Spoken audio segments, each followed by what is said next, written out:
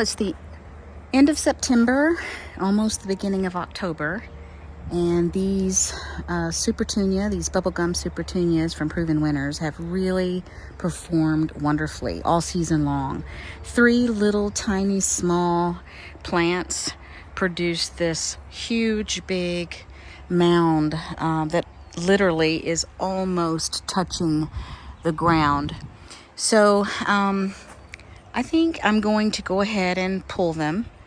They're just really not performing very well anymore, and I think I'm going to replace them with something else that may be more suitable for fall and winter. I obviously need something that's very cold hardy if I plant a perennial, so that it can withstand being out in the freeze in a concrete urn. So I've chosen some sedum. This is the Proven Winners. It's the Rock and Grow Back in Black sedum. Extremely dark foliage. And the blooms are pretty much already spent, but they're still really a unique form. The very, very sturdy plant. And this particular sedum, and I think most sedum, I had to get my glasses on.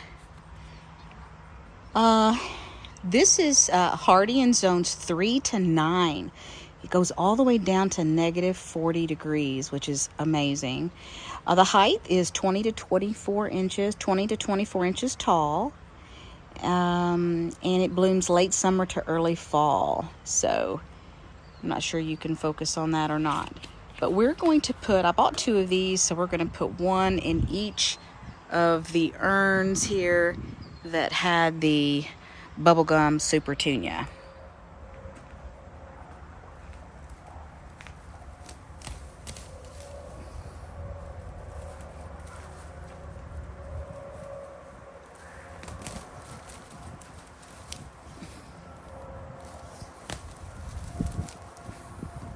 Wow, it's the tough vines here.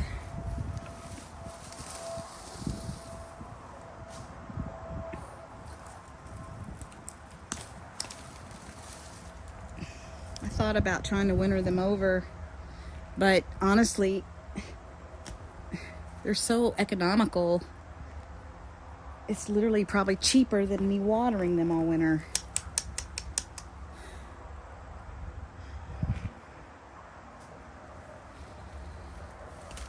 To just buy them is what I'm trying to say.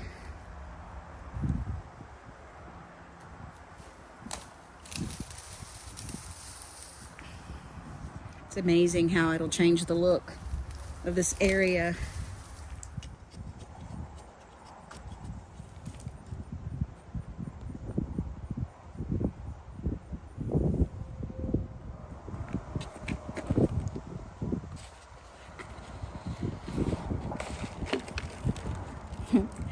Pretty dry.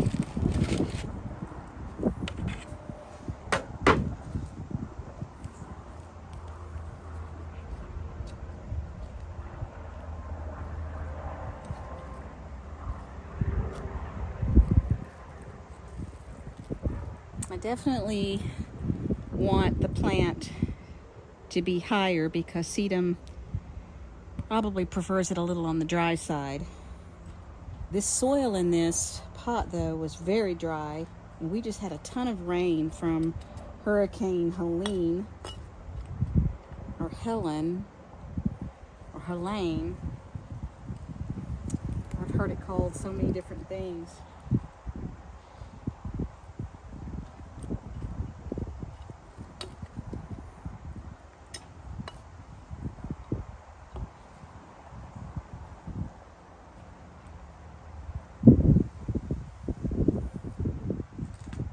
It's kind of skimpy looking now, but if I plant some pansies around this, some yellow pansies and red, I think that'll look really pretty with that, actually. So I'm probably going to put a little land and seed compost around I don't think sedum really want a lot of fertile soil, so using this old soil I don't think will be a big deal. Don't think it'll be a problem. I'm gonna just cut this. I'm gonna cut this Silver Falls dichondra here and just see. I mean, it may or may not put out new growth, at least until we have a frost. But I kind of hate to just throw it away.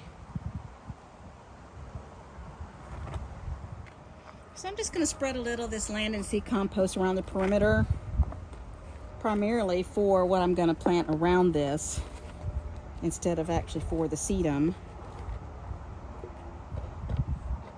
Eventually the sedum will be planted out probably in the landscape somewhere.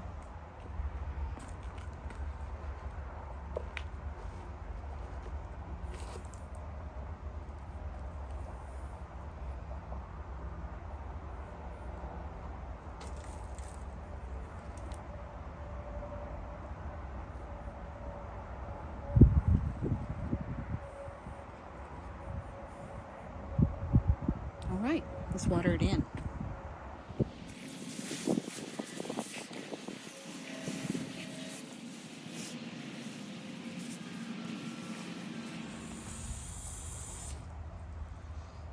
Okay, one back in black sedum.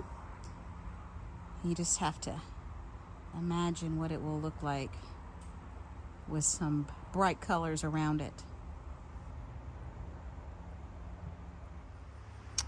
All right, here's the second urn, and you can see there's the one we just did, and here's the second one. You can't even see the urn.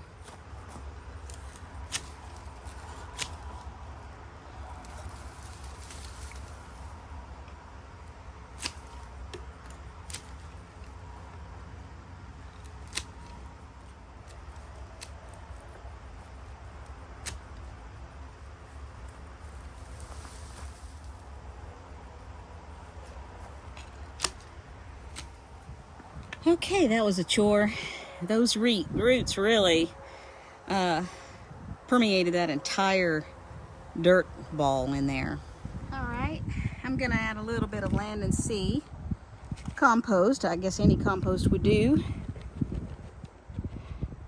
Pile it up just a little bit, and then I'll plant the other sedum.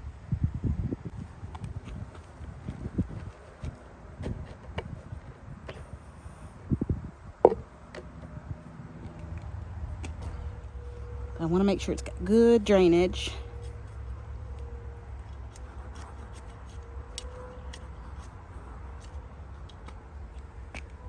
Okay, here's the other back in black sedum. It's not quite as pretty. It's only got really two main stalks there, but it'll grow. It'll look fine.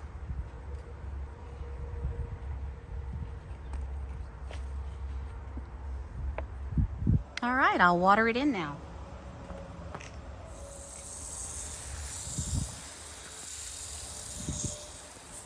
I don't expect it to do anything this winter except survive.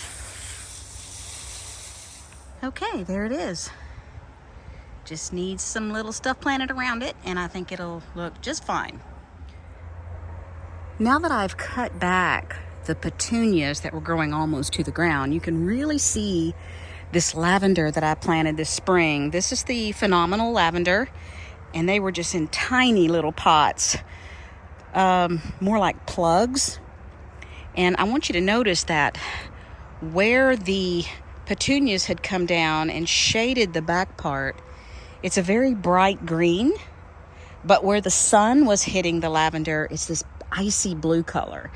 So obviously the more sun it gets, the bluer the hue that it has. So that's kind of interesting to me. But since this was only planted this spring, it's really not had a chance to get too woody. But you can see down in here how there's no, not much undergrowth It wants to send up these woody stems and then just produce on top. And if I don't keep that pruned, it will produce very woody stems down in here, and you won't have any green except at the very top. And I really want to keep this fairly low growing. So I'm going to prune this back really hard. Now, I may be making a mistake, but I'm going to try it anyway. So I'm going to really get with this, get down in there, and probably only leave about a couple of inches of these stems. And we'll see what happens. We're still going to have some pretty warm days, so there's a chance it might produce a little bit of growth before winter. But phenomenal lavender stays evergreen for me here in zone 7A, 6B, Kentucky, Southwest Kentucky. So this is the phenomenal lavender in the front yard that I pruned back several weeks ago. I made a video showing that, and it was pretty sparse when I pruned it back. And I want you to look how beautiful it has filled out. And it is an icy blue color. So I pruned this one back really hard a few weeks ago, and I could see down in several of them down inside where it was woody. And just in a short period of time, this one hasn't done quite as well, but just in a short period of time, man, these have just really filled back out. And they will stay like this all winter long. This beautiful icy blue foliage.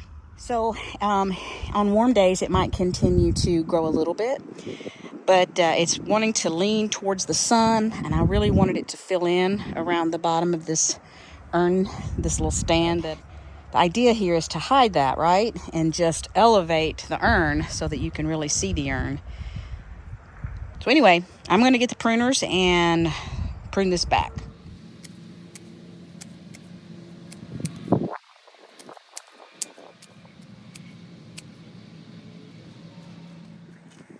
Well, I'm starting to have a little bit of pruner's regret. This first one's not horrendous, but let me show you these other two. So this one was the one that was mostly in the sun, and you can see that even way down in there, it's got growth. So I think it's got enough green to, certainly keep the roots alive. But if you look over here at this one,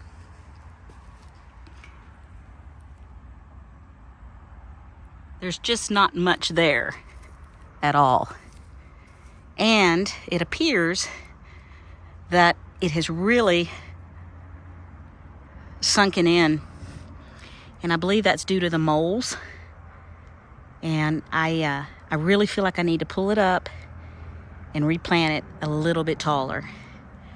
This one here is also bad as far as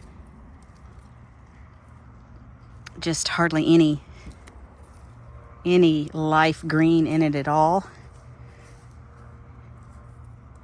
So I don't know, I may have really done a horrible thing here, but I really definitely feel like that I need to. This one's sunken in.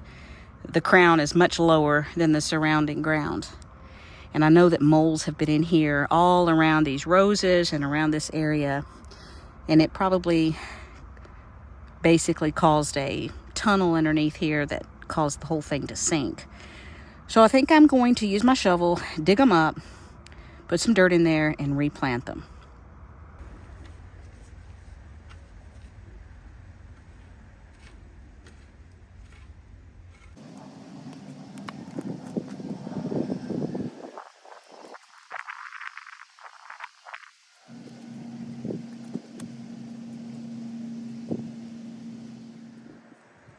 I'm going to add a little bit of compost, and I'm going to work it in, and then I'm just going to pop them right back down in their holes.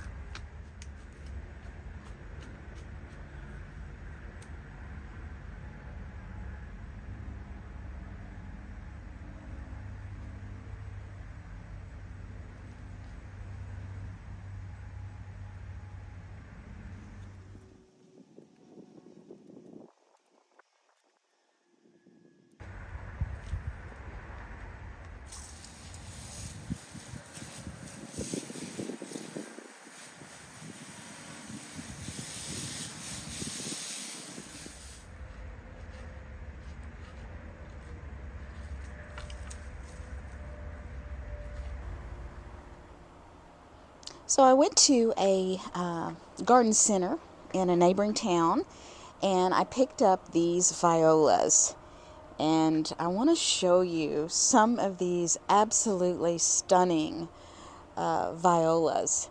Now, violas are different, a little bit different than pansies. The petals are different. They're usually smaller than pansies. Because the bloom themselves are a little bit smaller than pansies, they can handle like rain and snow load a little bit better because they don't weigh down as easy. Violas, from my experience, now this is just something I have experienced raising them myself, is that violas tend to handle the heat and the cold better than pansies. Look at this little guy. I have to keep showing you in the sun. But you know, you will find that if you go to garden centers, they're not as common. Violas are not as common as pansies. Look at that little guy. Look at the bloom. Isn't that cute? Little face. It looks like a little bear. But violas for me they just can withstand more heat when spring arrives, and they can also handle colder temperatures too. They could actually handle down to 0 degrees without even feeling, there's really no damage that happens. So I've got all kinds of different colors. You know, it used to be that pansies were the ones that had all the options on pretty colors. But look at that baby blue viola. Isn't that darling? So cute. But I got all kinds of different colors, and really didn't go with just a warm theme or a cool theme. Look at this little guy. Again, look at the colors on these violas.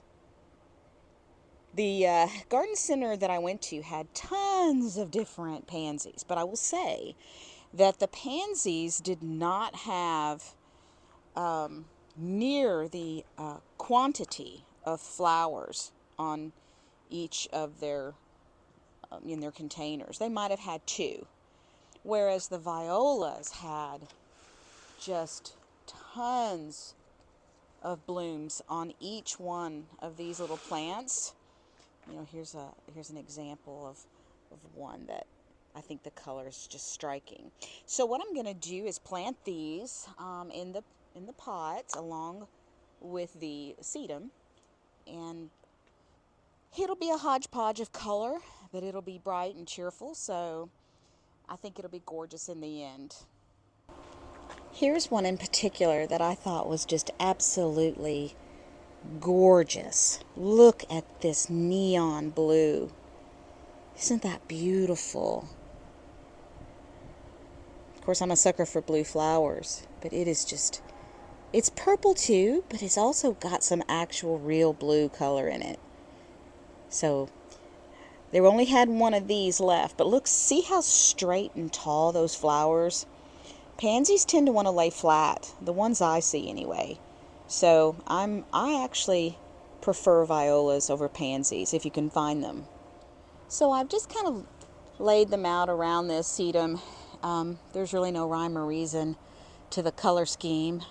I just really want some color, a variation of color in these pots over the winter, so that it's not so gloom and dreary looking.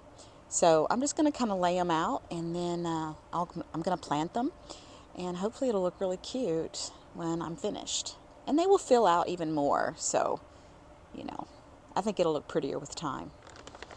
In each hole that I make, I'm going to put some Biotone starter, because I really would like for these to last all winter and into spring, maybe even, into May, when I replant this pot with something. Probably will move the sedum out and put it in the landscape, perhaps, and then, I don't know, choose some kind of pretty summer arrangement for this. So I want them to last a while, so I'm thinking that the Biotone starter will really help them get rooted in and be beautiful. And these are fairly heavy feeders, pansies and violas, so you want to fertilize them well if you want them to have a lot of blooms, and they need a lot of sunlight. They don't like heat and humidity, but in the winter they definitely need full sun. I'm in zone 7A, so they should last the whole winter for me unless we have some type of an Arctic freeze of some kind. Here's a little honeybee trying to get to that blue viola. I don't know if you can see him, but he doesn't want me to be around. Can you see him right there? See him? No, it's okay. It's okay, little fella. I'm not going to bother you. I'm trying to get where you can focus on him.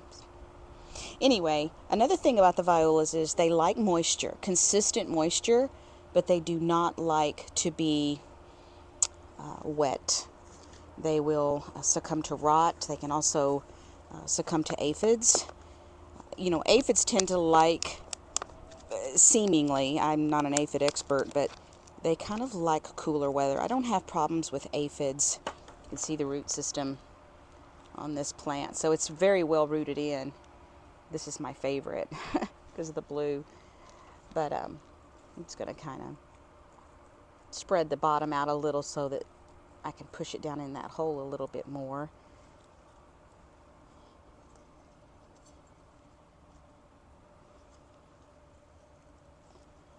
So you want to make sure they have consistent moisture. I won't have a problem with that because traditionally our winters are very wet.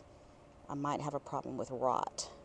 But in these pots, if I raise them up and dome it up slightly, which I have with that sedum already in the center, and as long as snow doesn't just sit on them, which we usually don't get a lot of snow, I should have pretty good drainage in these pots. So I'm just going to go around and plant all of these. Not sure if I want this one next. I actually am thinking like, I don't know. I really like this yellow contrasted with that blue. I have quite a few of those yellow plants. So I think I'll do a yellow one next. Isn't that beautiful? Okay.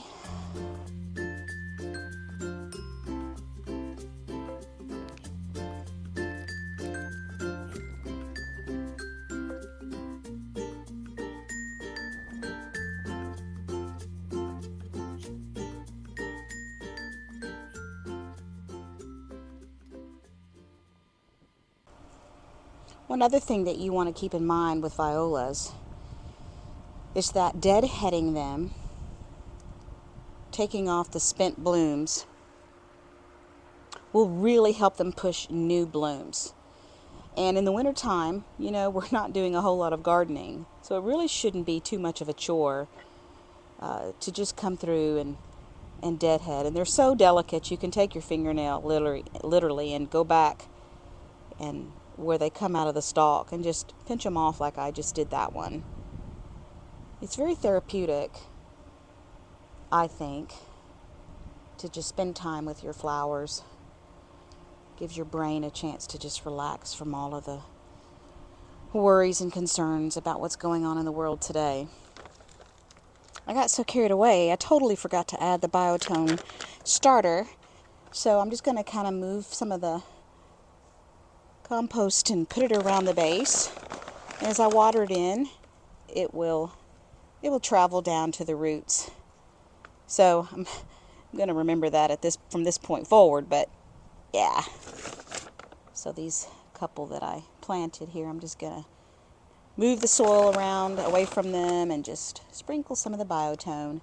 It really makes more sense, just from my logic, that you would want to sprinkle it around the perimeter of the root ball anyway, because as you water it, water will travel down, seemingly pulling the nutrients down below the plant. And you know, there's a lot of roots that are on the sides of the plant, the root ball. So it just makes sense to me that you'd want to put it around the wall of the root ball.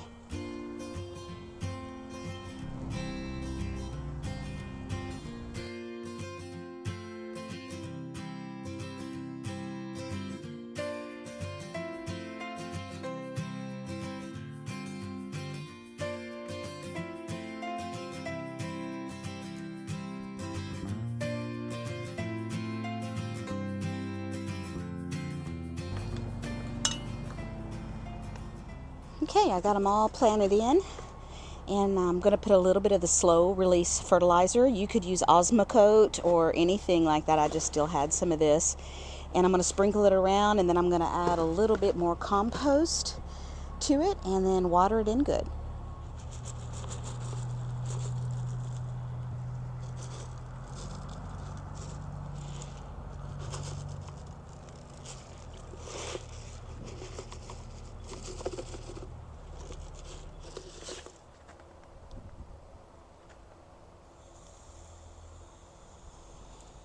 It's really difficult, but you shouldn't try to get the leaves wet on the violas. That's what leads to the fungal disease, but it's really hard. I don't have drip tubing, so it's really hard to water them without getting any water on the leaves because the leaves are so close to the surface. So I just try to push it up under there. Got to clean off the pot. Fortunately, the sedum is really planted up high, and so it should not get overly wet if I just wet the perimeter. So I don't want to overwater the sedum. It doesn't like a lot of water, or it doesn't like to have wet feet, I should say. Now they'll fill out, and they'll look a lot thicker and a lot fuller. So I know they look kind of puny right now, but I think that in a couple of weeks it'll be wow. Might even should cut the blooms off so that they can focus on root development, but that is so hard to do. It's so hard to cut off pretty blooms. But for the health of the plant, I really probably should do that.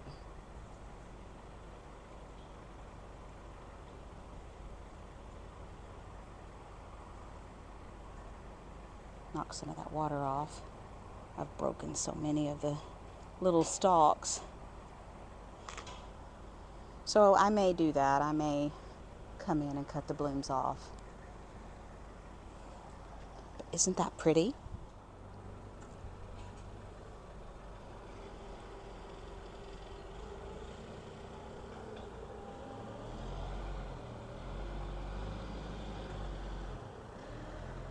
And now for the other pot. I've laid out a few there. I don't have any more of that beautiful blue, that dark blue, but I do have some other very pretty ones. So this one might be a little bit different. I think these actually go really well with the sedum. Here's sort of a blue color. If you can even see the color of that. So I'm just going to spread these around.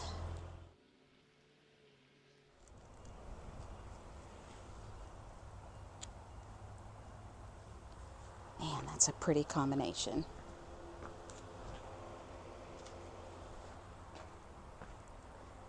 And I'll get to planting these.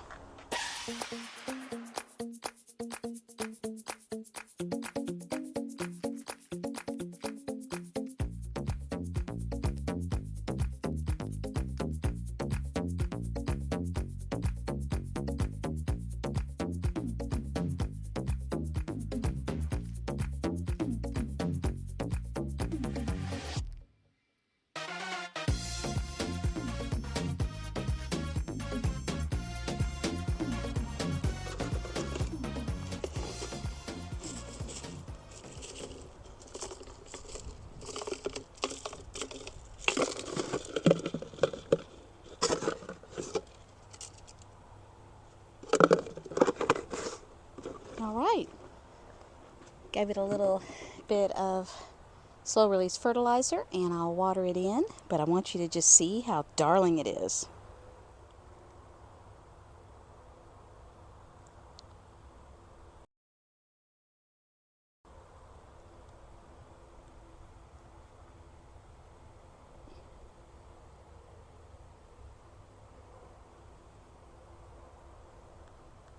Aren't those the sweetest little blooms?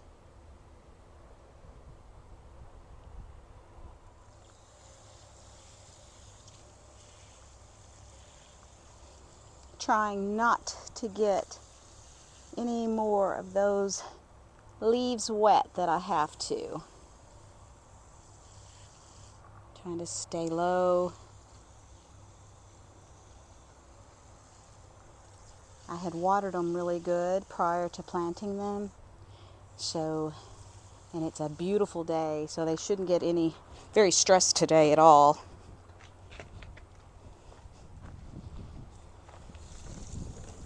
Certainly they won't be as glorious as something that you would plant like a super petunia or something like that. But when you have nothing in the winter to look at, I think these will be super darling and bring joy and smiles on my face for sure. I'm going to add a little bit of that compost just around the edge because as I water them, I can tell that the root ball's a little bit too high. I want it a little high so they don't rot, but okay, I think that's watered good enough. So we'll add a little dab of compost to just finish it off.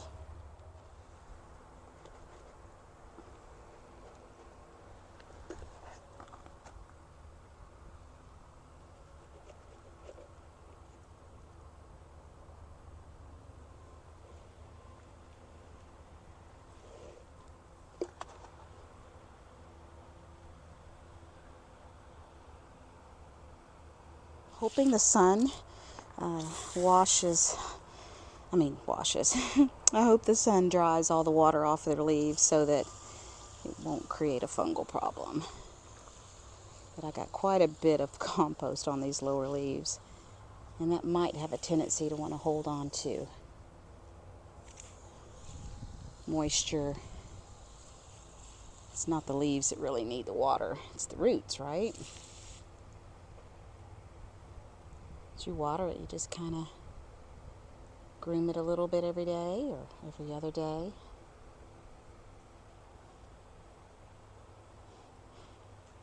My dichondra in here is putting out new little growth. I think it'll die as soon as we get a frost, certainly a heavy frost. But in the meantime, I'm going to give it an opportunity to grow.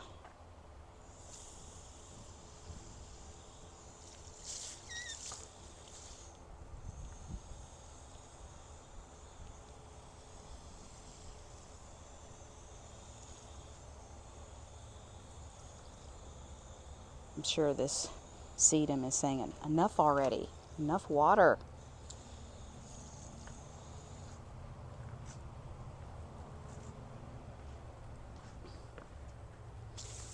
Clean off my pot.